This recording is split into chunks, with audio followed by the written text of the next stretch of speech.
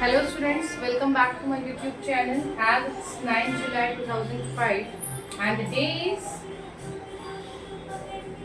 Wednesday and we have a science class today in a Sky Math series. So our topic is atom and molecules. The basic topic from the science class that are atom and molecules. We start with the law of chemical combination. What is the law of chemical combination? This was the law. It was explained by Lavoisier and Joseph L. Proust. Who stated this law? Lavoisier and Joseph L. Proust. इस law में हम लोग समझेंगे कि जो भी कोई भी केमिकल कंबाइन करते हैं उसमें क्या क्या चीज़ें होती हैं. केमिकल कॉम्बिनेशन जो हम करते हैं तो उसमें कौन कौन से लॉ फॉलो होते हैं.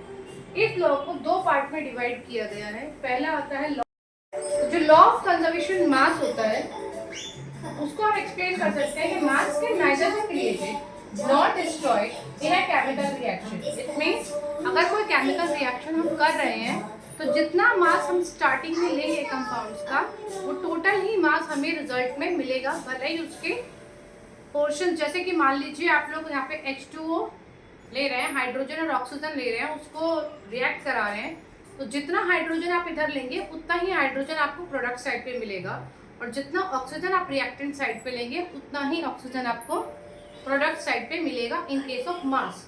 तो इससे होता है कि जो law of mass, conservation of mass है, मतलब जो मास हमने लिया था वही एज इट इज हमें मास मिल जाएगा. उसमें कोई भी मास ना तो कम होगा ना कुछ ज़्यादा होगा. नेक्स्ट आता है लॉ ऑफ कांस्टेंट प्रोपोर्शन, जिसे कि प्राउस्ट ने दिया था. लॉ ऑफ कांस्टेंट प्रोपोर्शन क्या बोलता है? किसी भी केमिकल सब्सटेंस में जो उसके एलिमेंट्स हैं उनका जो कॉम्बिनेशन हुआ है जिससे वो प्रॉपर एक कंपाउंड बना है, उसका प्रोपोर्शन जो होता है वो हमेशा बराबर रहता है, वो चेंज नहीं होता. उसके मास के प्रोपोर्शन जो होता है बराबर होता है, चाहे वो कंपाउंड आप कहीं से भी लाएं. जैसे कि यहाँ पे मैंने एग्जांपल दिया है वाटर का. आप पानी कहीं से भी लाएं, आइस फॉर्म ले लें, वेपर फॉर्म ले लें, वाटर लिक्विड फॉर्म ले लें, कुछ भी फॉर्म में ले लें. अगर आप वाटर ले रहे हैं तो उसमें जो रेशियो होगा हाइड्रोजन और ऑक्सीजन का वो 1:8 होगा. मतलब अगर उसमें 1 ग्राम हाइड्रोजन है तो उसमें 8 ग्राम ऑफ ऑक्सीजन होगा. ठीक है.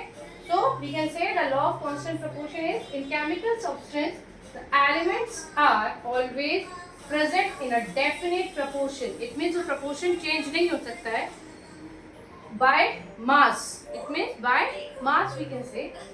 सो अगर आप इसमें देखेंगे हाइड्रोजन और ऑक्सीजन दोनों है, इसमें 1 ग्राम ऑफ हाइड्रोजन एटम होता है और 8 ग्राम ऑफ ऑक्सीजन एटम होता है. इनका रेशियो होता है 1:8. अब ये कहीं से भी आप वाटर उठा लीजिए सेम चीज रहेगी, इसमें कोई भी फॉर्मूले में चेंज नहीं होगा. डेल्टन एटॉमिक थ्योरी, ये थ्योरी दी गई थी उन दो लॉज को समझने के लिए, क्योंकि उन दो लॉज को एक्सप्लेन करना अभी डिफिकल्ट हो रहा था. तो डेल्टन थे जिन्होंने उस थ्योरी को, उन लॉज को अच्छे से एक्सप्लेन किया था by using his Dalton atomic theory.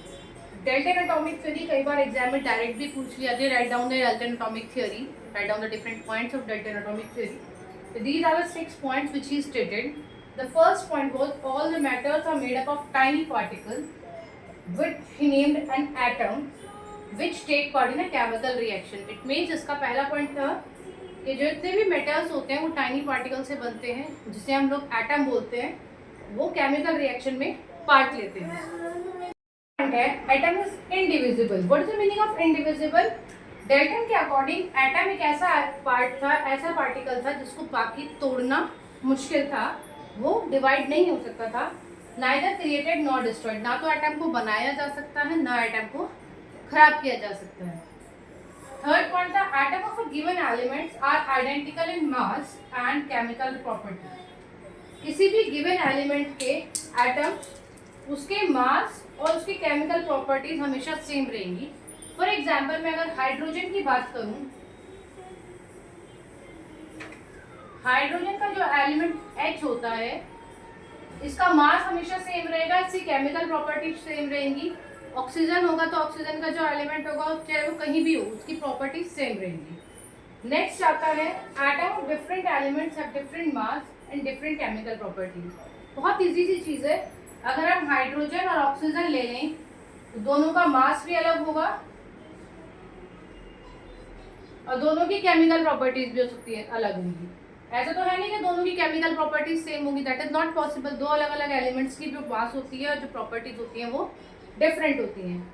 Next point was the atom combines in a ratio of small whole number enough to form a compound. मतलब जो एटम्स होते हैं एक दूसरे से कंबाइन करते हैं एक रेशियो में, जैसे कि अभी हमने पीछे लॉ में रेशियो डेफिनेट प्रोपोर्शन वाले में लॉ में दिखाया था आपको कि हाइड्रोजन और ऑक्सीजन जो कंबाइन कर रहे हैं एक दूसरे से वो एक रेशियो में कर रहे हैं 1:8। उसी तरह से सभी एलिमेंट्स का है। मान लीजिए अगर हम सोडियम NaCl सोडियम क्लोराइड ले लें तो इनका रेशियो भी क्या होगा, इनका रेशियो भी अपना फिक्स होगा, इनका रेशियो भी मास में फिक्स होगा।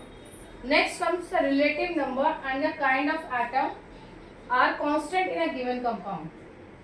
अगर हमसे पूछा जाए तो काइंड ऑफ एटम हुए और कांस्टेंट होते हैं, मतलब कोई भी कंपाउंड हमें दे देंगे। मान लीजिए हमें उन्होंने दे दिया हाइड्रोक्लोरिक एसिड, हाइड्रोक्लोरिक एसिड। इसमें क्या है, इसका मतलब ये है कि अगर उन्होंने कहीं भी किसी भी दुनिया में किसी भी जगह से उठा के हमें अगर हाइड्रोक्लोरिक एसिड देते हैं तो उसमें kind of atom, hydrochloric acid में एक हाइड्रोजन होगा और एक क्लोरीन होगा, इसके अलावा कोई और एटम नहीं हो सकता। प्लस जो उनके रिलेटिव नंबर है, जो उनका पोर्शन है वो हमेशा बराबर होगा हाइड्रोक्लोरिक एसिड में, मतलब एक हाइड्रोजन है और एक क्लोरीन है, इससे ज़्यादा नहीं हो सकता। This is the Dalton atomic theory. इसको आप एज इट इज याद कर लें, ये पेपर में आती भी है और समझ लें अच्छे से, ठीक है। आगे चलते हैं, आगे हम अब पढ़ेंगे एटम के बारे में। डेल्टन एटॉमिक थ्योरी में हमने टॉपिक पढ़ा था एटम। एटम क्या होता है, जो हमारे दुनिया होते हैं जितने भी मेटल्स इसमें बने हैं वो सभी हमारे बेसिक यूनिट एटम से बनता है। बेसिक यूनिट क्या उसकी एटम है, जैसे कि हम लोग पढ़ते हैं बायोलॉजी में, it's the basic unit of a living organism that is cell. उसी तरह से एटम भी बेसिक यूनिट में है। It is the building blocks of all the metals. Atom इतना छोटा होता है साइज में कि उसका साइज मेजर हम लोग किस में करते हैं, नैनोमीटर में। एटॉमिक रेडियस किस में मेजर करा जाता है, नैनोमीटर में। 1 metre equal to 10⁻⁹ nanometre. Example हम लोग ले लेते हैं हाइड्रोजन का, जो हाइड्रोजन का एटॉमिक रेडियाई है वो 10⁻⁻10 मीटर है। ये हो गया है एटॉमिक के साइज से रिलेटेड टॉपिक। आता है जब एटम हमने पढ़ लिया, कोई भी एलिमेंट है तो उसके नाम, उसका सिंबल, हर जगह पूरा नाम तो लिखेंगे नहीं तो उसके लिए सिंबलाइज करा गया है, उसको सिंबल्स बनाए गए हैं। तो सिंबल ऑफ एलिमेंट किसने दिए हैं, IUPAC, international union of pure and applied chemistry. ये एक ऐसी ब्रांच है जितने भी एलिमेंट्स हम लोग डिस्क्राइब कर रहे हैं ये उनके नेमिंग आउट करती है। तरीका क्या है, इनके 3 स्टेप्स इन्होंने लिए हैं, 3 तरीके से नेम आउट करते हैं। पहला है first letter of the name of the element, जो हमारा फर्स्ट लेटर है एलिमेंट का नाम का उसे ले लेते हैं। जैसे कि ऑक्सीजन में O आता है तो ऑक्सीजन का सिंबल O हो गया। First and the second letter in the name of element. इसमें पहले लेटर को कैपिटल रखते हैं, सेकेंड लेटर को स्मॉल रखते हैं। जैसे कि हीलियम में पहला लेटर हमने कैपिटल, सेकेंड हमारा स्मॉल। थर्ड पॉइंट होता है symbol from the name of elements in Latin, Greek and German language. अगर नॉर्मल इंग्लिश लैंग्वेज के लेटर्स से नहीं पूरा सिंबल तो IUPAC ने नेक्स्ट मेथड यूज करा है उनकी दूसरी लैंग्वेज के नाम से। जैसे कि आयरन को फेरम बोलते हैं तो Fe, सोडियम नेट्रियम होता है इसका कैपिटल N और A स्मॉल। अभी इसके आगे के हम लोग पढ़ेंगे तो ये आप ध्यान रखिएगा। अभी मैं एक पिक्चर ऐड करूंगी, उसमें डिफरेंट एलिमेंट्स के डिफरेंट सिंबल्स आपको मिल जाएंगे, अपने नोट डाउन कीजिएगा, याद कीजिएगा।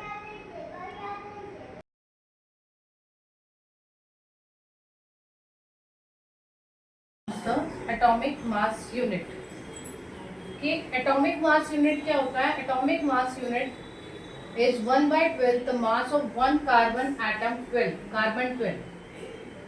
मतलब एटॉमिक मास यूनिट का मतलब होता है कि अगर हमें किसी भी एटम का एटॉमिक मास देखना है तो उसको हम किससे कंपेयर करते हैं, किसके बराबर देखते हैं उसको, 1/12 the mass of 1 atom of carbon 12।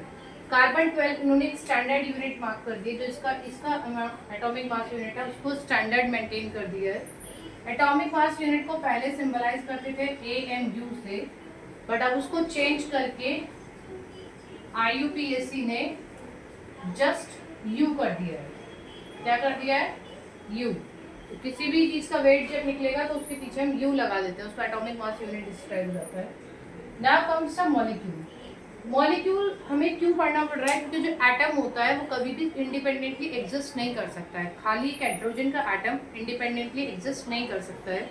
तो जो एटम होता है उसको मैटर बनाने के लिए कंबाइन करना पड़ता है। तो जो सबसे बेसिक यूनिट में वो कंबाइन होता है that is molecule. Molecule is a group of 2 or more atoms that are chemically bounded together.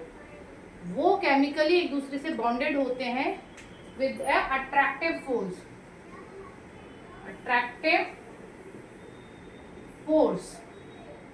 with a strong attractive force। और मॉलिक्यूल्स जो होते हैं वो एग्जिस्ट कर सकते हैं independently and shows all the property of that substance. जिस substance का भी वो मॉलिक्यूल है उसकी सभी प्रॉपर्टीज वो शो करेगा, प्लस वो इंडिपेंडेंटली एग्जिस्ट भी कर सकता है। हमारा जो एटम होता है वो इंडिपेंडेंटली एग्जिस्ट नहीं करता है। अब आएगा कि मॉलिक्यूल्स को हम लोग दो तरह से डिस्क्राइब कर सकते हैं, molecules of element and molecules of compound. So now let's begin with that. दो तरह के होते हैं, molecules of element, molecules of compound. Molecules of element में same type of atom combine करते हैं, same type of atom combine करेंगे तो वो मॉलिक्यूल्स हो जाएंगे। और जब different type of element, atoms of different element combine करते हैं but in a definite proportion, क्या कंडीशन है, डेफिनेट प्रपोर्शन, तो वो मॉलिक्यूल्स होंगे कंपाउंड के।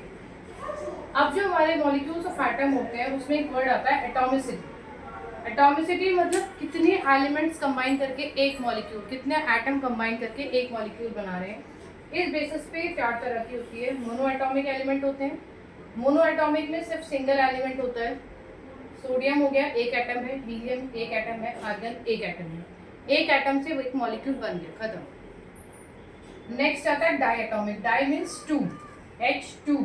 जब 2 एटम हाइड्रोजन के जुड़ते हैं तो एक मॉलिक्यूल हाइड्रोजन का बनता है, O2 Cl2। The next comes the try atomic, O3। Ozone होती है ये, और ओजोन कब बनता है, ओजोन का मॉलिक्यूल जब 3 ऑक्सीजन एटम कंबाइन करते हैं। नेक्स्ट है पॉली एटॉमिक, मतलब 3 से ज़्यादा एटम्स अगर कंबाइन करें। इसका बेस्ट एग्जांपल आता है सल्फर, जिसमें 8 एटम ऑफ सल्फर कंबाइन करते हैं तब जाके एक मॉलिक्यूल सल्फर बनता है। एटॉमिसिटी क्या हो गया, number of atom constituting a molecule. एक मॉलिक्यूल को बनाने के लिए कितने नंबर ऑफ एटम्स यूज हो रहे हैं, that is termed as atomicity. यहाँ आप देख सकते हैं मॉलिक्यूल्स वाले केस में, मॉलिक्यूल्स ऑफ कंपाउंड में क्या होता है, डिफरेंट एलिमेंट। जैसे कि यहाँ पे वाटर का मॉलिक्यूल है, एक मॉलिक्यूल बनाने के लिए हाइड्रोजन और ऑक्सीजन यूज हो रहे हैं, उनका रेशियो क्या है, 1:8। वैसे ये अमोनिया है, NH3 है, N और हाइड्रोजन यूज हो रहे हैं, रेशियो है 14:3। नेक्स्ट कार्बन डाइऑक्साइड है, कार्बन डाइऑक्साइड में कार्बन और ऑक्सीजन, 2 अलग अलग तरह के एलिमेंट्स के एटम यूज हो रहे हैं, इसका रेशियो है 3:8। मतलब एक डेफिनेट प्रोपोर्शन। अगर अमोनिया का फॉर्मूला NH3 है, it means it is NH3, we can not change that. I hope that much is understood.